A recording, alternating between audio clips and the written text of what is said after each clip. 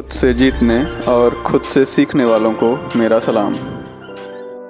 समय हमारे अनुकूल हो या हमारे अनुकूल ना हो, यानी समय अनुकूलता या फिर समय प्रतिकूलता के समय भी हमें हर स्थिति में सकारात्मक रहना चाहिए और हमें भगवान का धन्यवाद करते रहना चाहिए। नमस्कार साथियों, स्वागत है आपका अपने इतवारी मोटिवेशन में। मैं हूं आपका दोस्त चंदन और आज हम सुनेंगे एक नई कहानी। आज की कहानी होने वाली है समय को लेकर। हमें अपने समय को लेकर, भले ही वह समय हमारे परिस्थितियों के अनुकूल है या फिर परिस्थितियों के प्रतिकूल है, हमें उस समय में भगवान का आभार मानना चाहिए।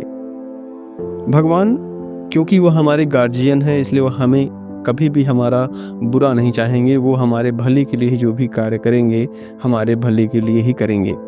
अब कुछ हमारे दोस्त ऐसे होंगे जो बोलेंगे कि ऐसा कुछ होता नहीं, भगवान नहीं, ये नहीं। तो मैं उनसे कहना चाहता हूँ कि ठीक है, आपके लिए शायद कुछ ना हो, लेकिन किसी न किसी व्यक्ति के लिए विश्वास के रूप में जो एक व्यक्ति होता है, उसे हम भगवान कह सकते हैं। तो आज की कहानी संबंधित है भगवान से लेकर, या फिर यूं कहें कि समय की प्रतिकूलता और अनुकूलता को लेकर। एक व्यक्ति रहता है जो राजमहल में सेवक का कार्य करता है, माली का कार्य करता है। उसकी ड्यूटी रहती है कि वह डेली बाग से राजा के लिए अच्छे फल चुनेगा और लेकर राजा के पास जाएगा। वह कई सालों से ऐसा काम कर रहा था, लेकिन एक दिन ऐसा होता है कि राजा के बाग में नारियल, अमरूद, अंगूर और सेब, ये सभी फल एक साथ पक जाते हैं। अब वह सेवक जो है दुविधा में पड़ता है और भगवान से प्रार्थना करता है कि हे भगवान, मैं इनमें से कौन सा फल ले जाऊं और कोई एक ही फल मुझे लेकर जाना है।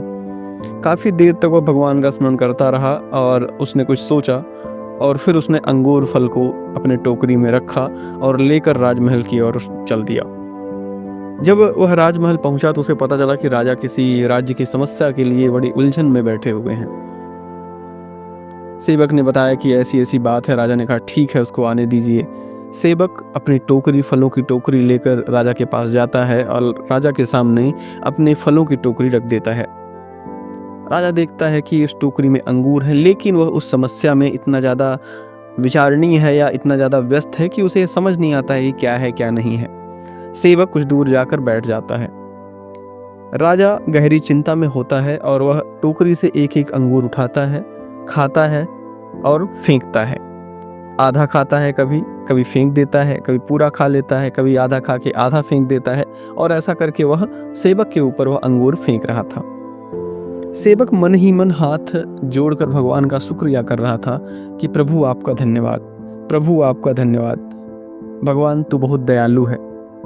राजा को अचानक एक आवाज राजा के कानों पर पहुंचती है और राजा ने अपनी जो चिंता थी वह छोड़कर उस सेवक की बातों पर ध्यान दिया और उसने ध्यान से सुना कि आखिर यह व्यक्ति, यह जो मेरा सेवक है, यह क्या कह रहा है। तो उसने सुना कि सेवक कह रहा है कि भगवान बहुत दयालु है, तुम्हारा आभार, इस तरह की बात बोल रहा था। तो राजा ने पूछा कि मैं तुम्हारे ऊपर बार बार अंगूर फेंक रहा हूं और तुम क्रोधित नहीं हो रहे हो, बल्कि तुम भगवान को दयालु कह रहे हो, ऐसा क्यों? तो सेवक मुस्कुराया और उसने राजा से कहा कि राजन, आज बाग में नारियल, सेब, अमरूद, अंगूर आदि तरह के फल पके हुए थे और मैं सोच रहा था कि मैं आज आपके लिए क्या लेकर जाऊं। मैंने भगवान से प्रार्थना की कि भगवान मुझे प्रदर्शित करें, मेरा पथ प्रदर्शित करिए कि मैं इनमें से कौन सा फल लेके जाऊं। और फिर मुझे लगा कि मुझे अंगूर लेकर जाना चाहिए और मैं अंगूर लेकर आया। अब मैं जब यहाँ देख रहा कि आप अंगूर खा रहे हैं, थोड़ा सा फिर फेंक रहे हैं, कोई अंगूर सीधा का सीधा फेंक दे रहे हैं, तो मुझे लग रहा था कि यदि मैं अंगूर के स्थान पर नारियल लेके आता तो मेरी क्या स्थिति होती। आप मेरे ऊपर नारियल फेंकते, मेरी हालत दयनीय हो जाती।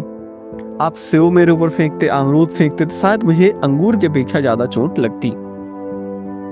और उस समय मेरी बुद्धि ने काम किया और मैं अंगूर लेकर आया। तो भगवान की अनुकंपा थी, भगवान का आशीर्वाद था कि मैं अंगूर लेकर आया और उससे मुझे कोई चोट नहीं हुई। आप उसमें गुस्से में थे, आप फल मेरे ऊपर फेंक रहे थे। इतना सुनना था कि राजा अपनी चिंता से दूर हुआ। उसने भी भगवान का स्मरण किया और कहा कि भगवान तुम्हारा धन्यवाद, तुम बहुत दयालु हो, तुम मेरी भी मदद करो।